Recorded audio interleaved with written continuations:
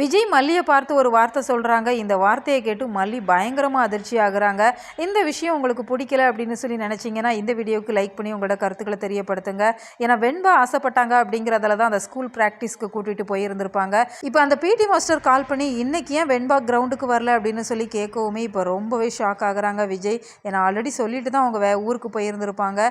ப்ராக்டிஸில் நீங்கள் கலந்துக்க கூடாது, அடுத்த வருஷம் பார்த்துக்கலாம் அப்படிங்கிற மாதிரி ரொம்பவே ஸ்ட்ரிக்டாக சொல்லியிருப்பாங்க.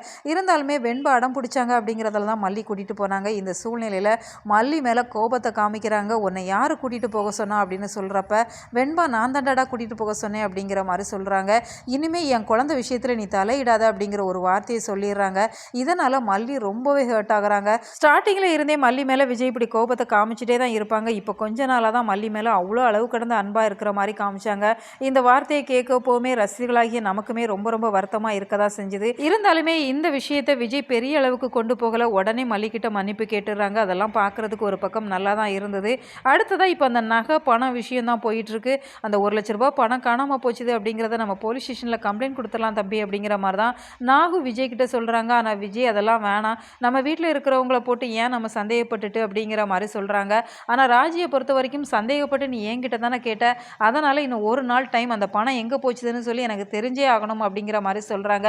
இந்த ராஜி சொல்கிறது சரியே இல்லை அப்படின்னு தான் சொல்லணும். பணம் காணாமல் போனது விஜயோட பணம், நீங்கள் ஏமா காணாமல் போனதை பற்றி இன்னும் ஒரு நாளைக்குள்ள தகவல் வரணும் அப்படிங்கிற மாதிரி இவ்வளோ ஸ்ட்ராங்காக சொல்கிறீங்க அப்படிங்கிற மாதிரி தான் தெரியுது. இந்த மயில் தான் அந்த பணத்தை எடுத்தாங்க அப்படிங்கிறத கூடிய சீக்கிரம் கண்டுபிடிச்சா ஸ்டோரி நல்லா இருக்கும். நீங்கள் இதை எப்படி பார்க்குறீங்க? உங்களோட கருத்துக்கள் என்ன அப்படிங்கிறத மறக்காமல் கமெண்ட் பாக்ஸில் சொல்லுங்கள். மேலும் இது போன்ற வீடியோக்களுக்கு நம்ம சேனலை சப்ஸ்கிரைப் பண்ணுங்கள்.